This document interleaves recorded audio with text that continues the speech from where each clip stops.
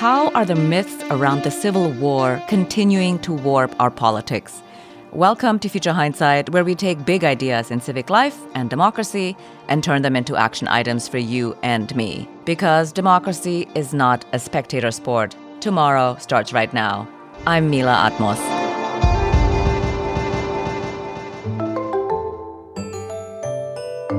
"250 years ago, the Declaration of Independence promised that all men are created equal. But what happens when the history connecting us to that founding promise is deliberately falsified, taught to children, carved into monuments, and repeated so persistently that even those spreading the lies believe them? My guest today is Bausum, the author of White Lies: How the South Lost the Civil War, then Rewrote History. Having grown up in the South and spent decades getting to the bottom of the lies she was taught, Anne is here in this anniversary year to help us reckon honestly with the distance between what we were promised and what we were taught, and to remind us that correcting the historical record is a fight that every generation must be willing to take up. And before we start, if you want to support Future Hindsight and all the work we do as an independent podcast, please leave us a review on Apple Podcasts, Spotify, or wherever you're listening. It's easy and free, and it really goes a long way. Thank you. Welcome, Anne. Thank you for joining us. It's my pleasure. Thank you. So let's start at the beginning, which it turns out is a lie. I'm, of course, talking about the lost cause. For listeners who may be encountering this term for the first time, please explain what is the lost cause and where did it come from and why do we need to understand it? So most of your listeners probably know of the lost cause. They just don't know it by that name. This is a collection of lies, basically, distortions of reality that were already taking form before the Civil War and that were more aggressively, more purposefully developed after the Civil War by the defeated Confederates, the white elites from the South, who were disappointed with the outcome of the war. They were defensive about the part they had played in taking the South to a war that was so destructive. And they were trying to spin a narrative that took blame away from them and that glorified the way of life that had existed before the Civil War, which is, broadly speaking, what that lost cause was, the lost cause of the antebellum South. So you've described discovering that your own education was built on lies, which isn't to say careless history, but deliberate lies, an intentional propaganda campaign designed to shape how you and millions of other Americans understood race, power, and the meaning of the War of the Rebellion. And I would say that this propaganda campaign continues to be successful. I just mentioned here the War of the Rebellion, but almost nobody refers to that anymore. So tell us about how that came about, that people don't speak about it as the War of the Rebellion. Right. That was a phrase I had never heard and had, maybe 15 years ago, seen it carved into a Civil War monument in the North, referring to the soldiers who had sacrificed their lives in the War of the Rebellion. And it was clear that was intending to refer to the Civil War, but I did not know at the time that that was actually the official name of the Civil War when it was going on. That is what it was called by the U.S. government. That's what members of Congress, the term they used when they referred to the war. And that was the terminology that continued after the war and through the rest of the 19th century. But as the white power structure began to regain control of the South following Reconstruction with the imposition of Jim Crow rule in the South, these white elites began to find their way back into the halls of Congress and began to object to what they considered was a loaded term, referring to them as rebels, portraying them in a negative light, and began protesting that a different name should be used to define what that period of history was called. And that is when, around the turn of the 20th century, when we began to lose the references to the War of the Rebellion and refer instead to this conflict, mostly as the Civil War, but other names came along that were even more flattering to the South. Well, you organized your book around 20 lies that form the foundation of the lost cause. And we just talked about how the use of the war, of the rebellion, faded away as a term to describe the war and was replaced by, quote, the Civil War.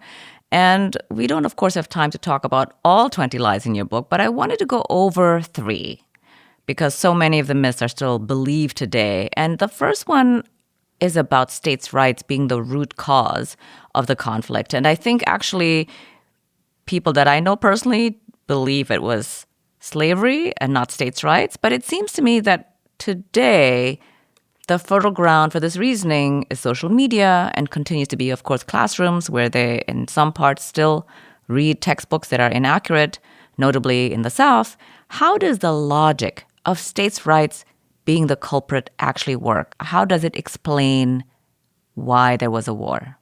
So this is such an important point for people to grasp the subtlety of. One of the bits of genius about the lost cause, and really about many lies, is that they may contain a kernel of truth. So that makes them easier to believe. And it is, in fact, the case that slavery was the cause of the Civil War. The Confederate States organized around the principle of creating a nation with the perpetuation of enslavement of other people. And when it came to a fight, they were willing to go to battle to defend that right to enslave other people. But to some extent during the Civil War, but more after the Civil War, people who, again, were trying to shift blame away from themselves to suggest that they had not done anything wrong, began to talk about how the Constitution had clearly delineated that some rights were held by the federal government and other rights were dispensed to the states. And they claimed that maintaining slavery was a right that the states had. Now, the Supreme Court had already said that wasn't the case, but nonetheless, this was a compelling argument that they were able to make, and to say that they hadn't gone to war to defend slavery. They'd gone to war to defend the state's right to set its own rules, rules that in their case included maintaining slavery. And so it's really just playing with words to get around the uncomfortable truth that actually they had gone to war to preserve slavery. But by saying that they were upholding the Constitution, they were able to pervert the whole logic to the point where they were saying they were the true patriots because they were fighting for the Constitution. Well, we continue to hear about states' rights today, and I will get to that in a little bit. But I wanted to get to another lie that I hadn't really seen before. I took actually a class on Reconstruction in college, and so I was a little surprised to find that one of the lies that you point out is that Reconstruction was a failure. And to remind the listener, the Reconstruction era was the time after the war between 1865 and 1877, and it saw the passing of the 13th Amendment, which of course abolished slavery, the 14th Amendment, which defined citizenship and guaranteed equal protection under the law, and the 15th Amendment, which prohibited voting discrimination based on race. So, in what way is Reconstruction considered a failure under the logic of the lost cause? Reconstruction, which, as you've explained, was an attempt to reintegrate the breakaway states into the United States by setting a series of benchmarks, including that they had to create new state constitutions and so forth. One of the benefits of Reconstruction through those amendments you mentioned was that voting rights were extended to the formerly enslaved, the Black male who had previously not been able to vote, even if they were not enslaved, even the freed or unenslaved Blacks who were living in the South were unable to vote. So this created an opportunity for greater representation in local, state, and federal offices. And as Reconstruction came to a close, those restrictions were reimposed on voting, which allowed whites to gain the upper hand in legislatures and in federal offices. And by portraying the period of Reconstruction that had happened, it just basically flat out turning it on its head and saying the reason we had to regain control was because the people who were running the region at that time were not competent. They weren't capable. It was inconceivable to many of these white elites that it was even possible for Black people to be capable of holding the same jobs that they had held prior to the Civil War or during the Confederacy. And so they distorted and flipped the truth on its head and said that Reconstruction had been a failure because the Blacks had been so ineffective and corrupt and easily manipulated. The whole language of carpetbaggers and scallywags was part of discrediting that period, and therefore weren't the Southerners lucky that the whites were back in charge. Well, I feel like we need to also talk about the idea that the Confederate battle flag is a symbol of Southern honor. And in conjunction with that, the idea that we are erasing history when we remove symbols of the Confederacy. Of course, people have been paying attention in recent years. We know that a lot of the Confederate monuments have been dismantled, taken down. And to me, the flag and the monuments go hand in hand. And I think today, in the year 2026, there's a deep disconnect from the origins of the flag and the monuments that were being built during Jim Crow. Walk us through what they stand for and what they signal today. Yes, so that is such an important point, and I'm glad you've brought that up. So these symbols emerged during that Jim Crow period in the late 19th, early 20th century as whites were beginning to reimpose their dominance over Black residents and reinstate the power structure that had existed prior to Reconstruction. And one way to do that is through symbols that telegraph that dominance, both to fellow whites, but also to the people who are being newly subjugated, basically.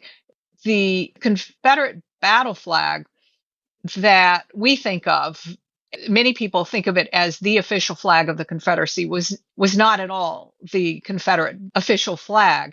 It's not even a flag that was carried into battle. It's a reconfiguration of a flag that was used by the Army of Northern Virginia, which was commanded by Robert E. Lee, which was a square panel with a similar design and motif. And of course, the flag we think of now as the Confederate flag or the Confederate battle flag is rectangular. And that symbol was resurrected in part because it was a symbol of battle. It was a symbol of conflict, of the fight that the white South had gone through to try to preserve its status quo. And so that symbol was introduced into state flags that persisted well into the 20th century and even into the 21st century. At the same time, these Confederate heritage organizations were beginning to found, like the United Daughters of the Confederacy and the Sons of Confederate Veterans. And I would argue that the United Daughters of the Confederacy is perhaps the most important civic action group that you've never heard of. That is the organization that just took off like a lightning bolt after being founded in the 1890s, grew to have 100,000 members within 20 years, and raised millions and millions and millions of dollars of cash to put up those monuments that we're so familiar with, more than 2,000 of them, not just in the South, but around the United States. It's totally entrenching this reverence for the Confederacy. Again, going into that nostalgia of the lost cause.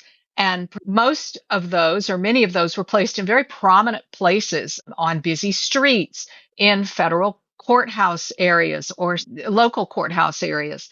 And those were signs of intimidation for the local Black population, who might have to pass by them and be reminded every time they went in and out of a courthouse that they were previously enslaved, that the South was glorifying the soldiers who fought to keep them enslaved. They were symbols of oppression. These symbols are so old that the people who put them into place for this political purpose of intimidation are long gone, but statues endure, and the story behind their creation can be lost and can be seen as more benign than they really are. And it's an easy twisting of logic to say we're erasing history when we take down one of these statues. What we really are doing is erasing propaganda. That's such an important point. Yes, that is an important point. Thank you for saying it like that, erasing propaganda. Well, the Lost Cause was so successful in part because it moved through respectable institutions, like you just mentioned, these civics organizations that raised all the money to put up these monuments, which, of course, in the time was more controversial than in decades after, but also through school textbooks and even in Hollywood with films like Birth of a Nation and Gone with the Wind, which a lot of people don't even understand as being movies about the lost cause at the core. How was the lost cause propaganda able to embed itself so deeply into these trusted institutions? Well, it's complicated, but it includes the fact that you had this army of advocates for it through the United Daughters of the Confederacy who were tireless, and I mean tireless in what they did. So to go back to our earlier discussion about what do you call the war that was fought between the United States and this breakaway set of former states, the United Daughters of the Confederacy were not satisfied with the name the Civil War. That still had a negative connotation to them because a civil war is another way of referring to some kind of a rebellion or civil disagreement. And so they advocated for a different terminology, which many of your listeners will also be familiar with. They wanted the Civil War to be called the war between the states because that totally neutralizes the players involved. There's no one rebelling. There's no hierarchy there. It makes it seem very benign and non-threatening, and you can't tell who started it. You can't tell who was right or wrong. It was just the war between the states. It's a very neutralizing term. And that phrase became very tied into the mainstream. Even people who live in the North today and were never educated in the South would be familiar with that term. So how did all these things become so widespread? Partly because you had these tireless propagandists who were not just spreading them, but insisting that they be adopted and influencing textbooks, including the ones that I studied when I was growing up in Virginia in the middle of the 20th century. They were able to influence textbook publishers, even though most of those were based in the North, to create content that satisfied their states and their white power structure. And the publishers were willing to comply with that because they wanted to sell the books. And as textbook adoption became more and more formalized, it was more and more likely, especially because you had Texas, a former Confederate state, with all its buying power, just becoming the dominant force in the nature of textbook content. And this set a pattern that carried on for the rest of the 20th century, from mid-century on. Most of us would have, in some fashion, been tainted by these misrepresentations of the past. And once you hear that, and you hear it from what you think is a reliable source, I didn't begin to think of questioning my textbooks. I took them at face value. It was decades before I realized I'd been lied to.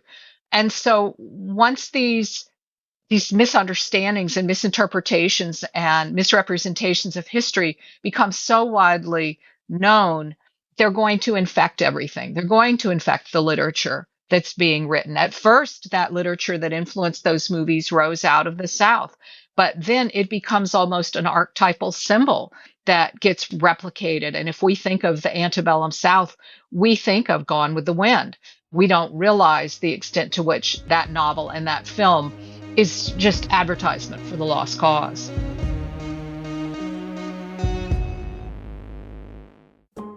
We'll be back with Anne in just a moment, so stick around. You have to hear this episode's Civic Spark, one small step we can all take to be more empowered and ignite collective change. But first, starting something new is hard. In fact, it can be terrifying. So much work goes into this thing that you're not entirely sure will even work out, and it can be tough to make that leap of faith. Trust me, I know. When I started Future Hindsight, I didn't really know what I was doing, and those questions swirled around. What if no one listens? What if I make a fool of myself? I knew I had a mission, but those thoughts linger whether you want them to or not. But now, I know that I was right in believing in myself, despite any fears or hesitations. Of course, it can also help when you have a partner like Shopify on your side. Shopify is the commerce platform behind millions of businesses around the world and 10% of all e-commerce in the United States. From household names like Gymshark to fresh brands that are just getting started. And Shopify is there for you, too. Accelerate your efficiency, whether you're uploading new products or trying to improve existing ones. Shopify is packed with helpful AI tools that write product descriptions, page headlines, and even enhance your product photography. Now, you might be wondering, what if people haven't heard about my brand? It's okay. Shopify helps you find your customers with easy-to-run email and social media campaigns. So tackle all those important tasks in one place, from inventory to payments to analytics and more. No need to save multiple websites or try to figure out what platform is hosting the tool that you need. Everything is all in one spot, making your life easier and your business operations smoother. What I love about Shopify is how no matter how big you want to grow, Shopify gives you everything you need to take control and take your business to the next level. It's time to turn those what-ifs into cha-ching with Shopify today. Sign up for your $1 per month trial today at shopify.com/hopeful. Go to shopify.com/hopeful. That's shopify.com/hopeful. We also want to share about a podcast we think you'll love called The Europeans. Hello from your friends, the Europeans. We're doing just fine, thanks. Everything's great. No problems here. What do you make of the way that European leaders have reacted to this jaw-dropping move of Trump's? Did they react at all? Thanks to a certain person in the White House, things are complicated everywhere right now, including on this continent. This also feels like quite sassy timing on the part of these European countries to be saying, you know what, we're going to do a really big windmill project, and let's see who the losers are when we're done. But so much of this continent is fighting hard to protect Europe's citizens, its diversity, and its standing on the global stage. To varying degrees of success. Oh my god, this is a classic Europeans move, a deflating admin moment. Join us each week to get a fresh perspective on politics, culture, and the wider world. What? So hard not to crack a joke, right? You want to make a joke about wind? Two professional journalists making a podcast. The Europeans, a non-boring podcast about Europe. Subscribe for new episodes every Thursday. And now, let's return to my conversation with Ann Bausum. Yeah, well, you just made a reference to how the propaganda was rolled out in textbooks, and notably Texas today even, of course, is delivering textbooks that are not telling students the truth about the war, the rebellion. Yeah, we're kind of on repeat here. We're on repeat. Actually, that was going to be my question. Looking where we are today, with debates over voting access, book bans, the rewriting of curriculum, and the erasure, for example, of DEI programs. Is this just the same playbook being rerun? Totally. Absolutely. And it's being rerun by people who may or may not fully grasp the extent to which they are complicit in spreading lies, or many of them are old enough to have been taught wrong in the first place and may not have had the experiences I and others have had who were mistaught. And so they may still think this is right, and they may thoroughly feel justified in pushing back against notions that slavery was an institution of cruelty, because they were taught differently. They were taught that slavery was compassionate, that there was happiness on the plantation enslavement camps that existed in the South. And it creates a righteousness in people that just lights their determination to preserve an order that is familiar to them. But I don't think it's entirely innocent because this is being promoted also, of course, by people who are eager to preserve a white power structure and are seeing once again it being chipped away, just as it was in Reconstruction, just as it was in the 1960s, and just as it had been doing here in the early part of the 21st century. So the same playbook is being pulled out to try to fight against it. Yeah, the same playbook that is always rolled out, veiled, in this idea of nostalgia and regional pride. But it's really about power, fundamentally about power, like who gets to vote, who doesn't get to vote, who gets to, be corrupt and grift, and who doesn't. So I wonder, actually, in this day and age, where we are looking at debates over voting rights and systemic racism, and who gets to define what is and isn't discriminatory, how much of what we're arguing about today has its roots in lost cause mythology? I think a very considerable amount of it does. I have to say it was chilling doing the research for this book, which was unfolding since the late teens of this century, and particularly in 2020, following the murder of George Floyd, and seeing the public response to that murder, seeing how that prompted people who were horrified by the thought that their power might be being threatened, just was so evocative to me of similar reactions. The textbook wars of the 20th century were largely set off by the Brown versus Board of Education ruling. And the textbooks that I read in Virginia were specifically crafted at the order of the all-white Virginia legislature with the goal of creating citizens who would be compliant to maintaining that white supremacy in the state of Virginia.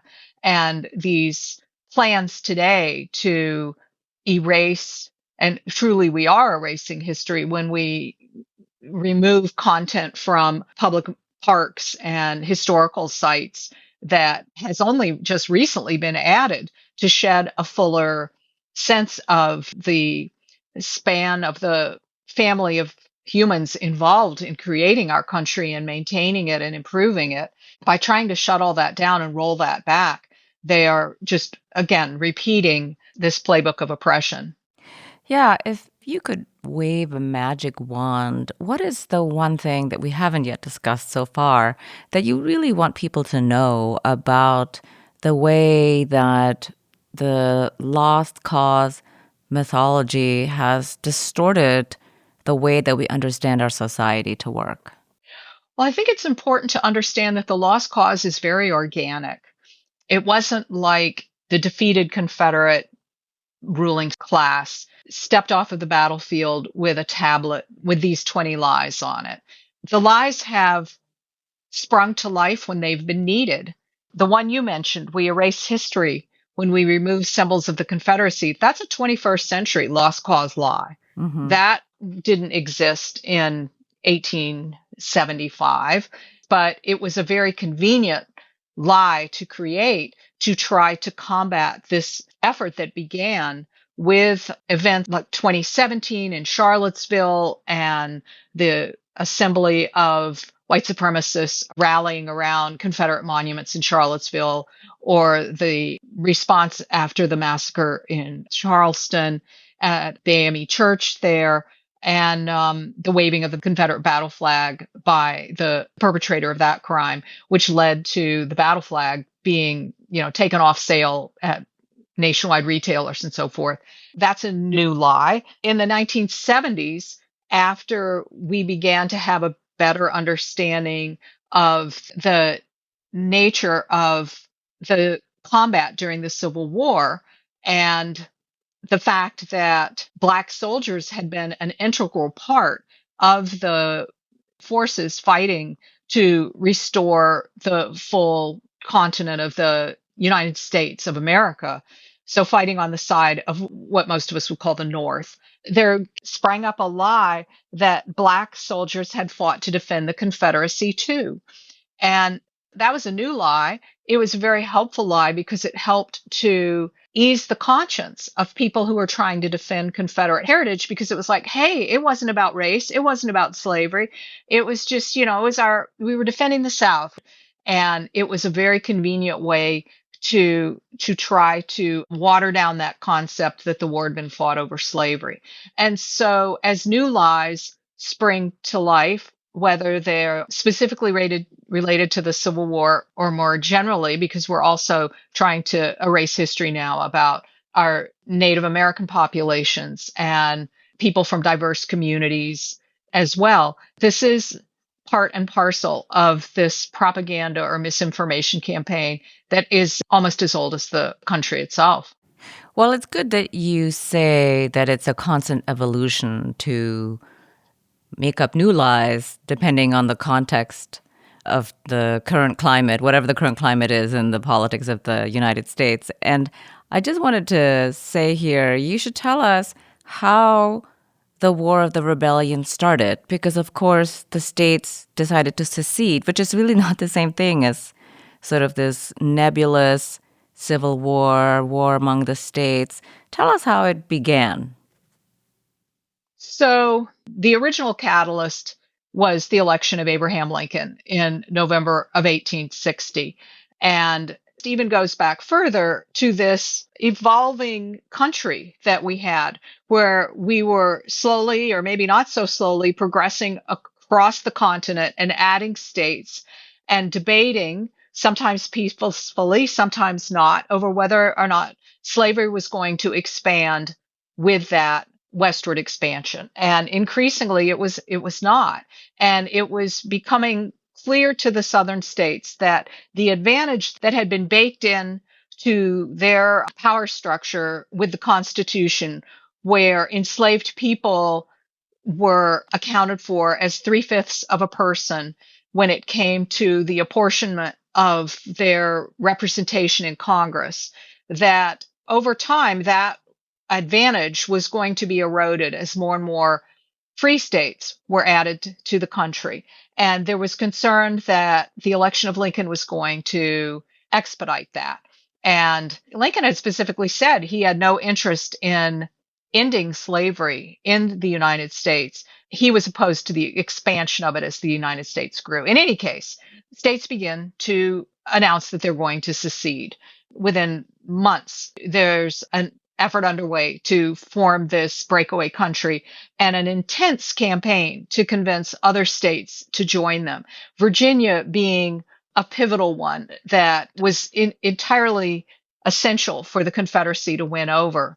And it's important to understand the economics behind slavery and the fact that Virginia was important at that time because it was the state with the most population of enslaved people. And it was the source of enslaved people being trafficked to the southern states who were needed to run these increasingly large and profitable cotton farms that were in the South. And the Constitution of the Confederacy had said that slave trading was permitted in the Confederacy, but only within the Confederacy. And the slave traders who were, some of the richest people in Virginia realized that they were going to be out of business if Virginia did not join the Confederacy, and definitely put their finger on the scale of the debates in those months leading up to the Civil War, encouraging Virginia to secede and join the Southern cause. And Fort Sumter then, of course, becomes the site where the fighting begins. And it is that Confederate attack on this federal fort in this new territory of the Confederacy, Lincoln's determination that he needed to defend the federal government's right to access territory that had been part of the United States of America, that then precipitates the beginning of the fighting. And when Lincoln sends out a call for all the states to muster up citizens to join the effort to quell the rebellion, that's the final catalyst for Virginia to then join up. And pretty soon after, the rest of the Confederate states are added, and the fight is ready to begin. Yeah, it's really good to remind ourselves of this more complete history because, it's so far removed. It's 161 years since it ended. I wanted to talk about how your book situates itself within a long history of democracy in the United States. As we celebrate 250 years of this American experiment, I feel like White Lies is a book about what holds a democracy together, which is a shared truth. What is your honest warning to citizens who assume that once history is corrected, it stays corrected? Don't be foolish to think that. I am often asked to speak in schools to young people, and at least when the Harry Potter books were the raging storm among young people, everyone could grasp it when I would paraphrase from Harry Potter and say that the defense of democracy, it requires constant vigilance. It is not a static thing. It is part of the living and breathing part of democracy to stay actively involved in maintaining its integrity.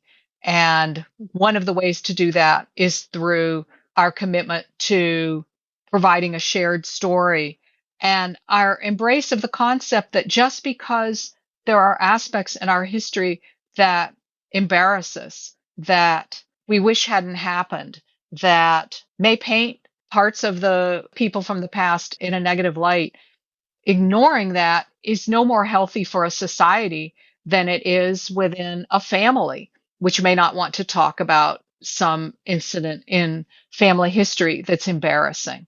It festers, it creates division, it makes it difficult to learn from mistakes. That's one reason we know as individuals we should try to face our mistakes, because it's a human fact that we are going to make them. And countries will make them too. But ignoring them or pretending they didn't happen or distorting the way that events have unfolded is just robbing us of our ability to grow toward that more perfect union that our founders could envision. And we all can too. That's why people take to the streets. It's why people educate themselves. It's why they're listening to your podcast. Remain attentive to that and pay attention in ways that don't allow us to be distracted. You had mentioned the monuments earlier and how many of them have been taken down, but the truth is most of them remain. That is a project that tends to ebb and flow with precipitating events like those three that I mentioned before, the Charleston massacre, the Charlottesville event, the murder of George Floyd. And that leads to a new wave of removals. But we've been stalled in that in recent years. And yet more than 2,000 of these things are still out there. Students are still going to schools in buildings that are named for Confederate heroes. We've just, with this administration, reversed the effort that the U.S. Congress and the U.S. military, the Defense Department, had done to remove Confederate names from U.S. federal military bases. So you can't fight for everything, but you can watch, be watchful, be mindful, and speak up where you can. Thank you. Every week on Future Hindsight, I ask my guest to share a civic spark, one small step we can all take to be more empowered and ignite collective change. And you've just mentioned some examples, but for someone who really wants to be a good citizen and a guardian of accurate history, what's a good way to turn the insights that you've just shared with us into action? So I love that question, Mila. Thank you. Yeah, I've spoken in broad terms, but I think we can examine our individual place in the world. Are we parents? Well, take an extra look at what their history books say. Pay attention to what school boards are doing in your community. Are there times when it would be appropriate to speak up and try to say something in defense of teaching a fuller and more accurate history? Or perhaps book bans is something that you want to be attuned to. I'm familiar with workarounds that people are creating, even if it's having personal libraries that can be accessed by students for content they can't find in their schools, but making that available informally from home to home. If there are books that you think should be made available, in your community and your children or your children's friends can't find them, create your own personal library that you're willing to share. Be creative in ways that are comfortable for you. If you live at near a national historical site, speak up. If there is effort being done to erase things or at least document it so we know what's there now and it's being replaced with, because at some point the tide will turn and we will once again try to spread a more accurate representation of our past. Thank you. All good advice. Last question. Looking into the future, what makes you hopeful? I actually am very hopeful. I think based on the waves of change and repression that we know about from our own country's past, we may have the misfortune of living through a dark time, but we are a resilient people. The No Kings marches that we continue to witness are a reminder of that. The activism that takes place on local and national stages is a reminder of that. And that spark will carry forward and prevail again. I'm very hopeful about that because once information is known, you can't tear that away from someone's brain and leave them standing. And so that knowledge will power change. Hear, hear. Thank you so much, Anne, for joining me on Future Hindsight. It was really a pleasure to have you on the show. Oh, for me too. Thank you, Mila. Anne Bausum is the author of White Lies: How the South Lost the Civil War, Then Rewrote History. Remember, civic action doesn't have to be complicated. It's about small steps that spark progress, like sharing this episode with a friend. Let's recap this week's Civic Spark and fire up our collective power. Take an extra look at what's inside your textbooks or what your children's school books are saying. Notice the ways book bans work and what books are being banned. Or maybe take note of the monuments or historical sites around you. What are they all saying? All of this is part of keeping an eye out and making an effort to spread a more accurate depiction of our past. Next week on Future Hindsight, we'll be joined by Michael Zakaras. He's the director of Ashoka US, the world's largest network of social entrepreneurs. Ashoka envisions a world in which everyone is a changemaker, where all citizens are powerful and contribute to change in positive ways. That's next time on Future Hindsight. Now, be sure to follow us on your podcast app so you'll never miss an episode.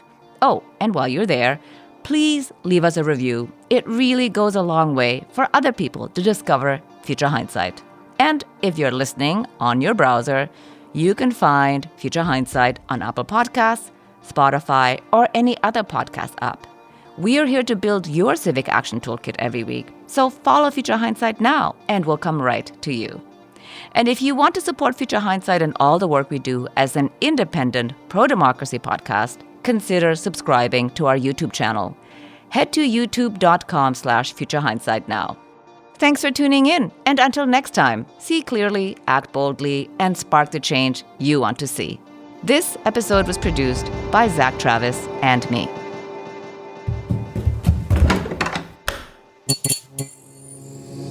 This podcast is part of the Democracy Group,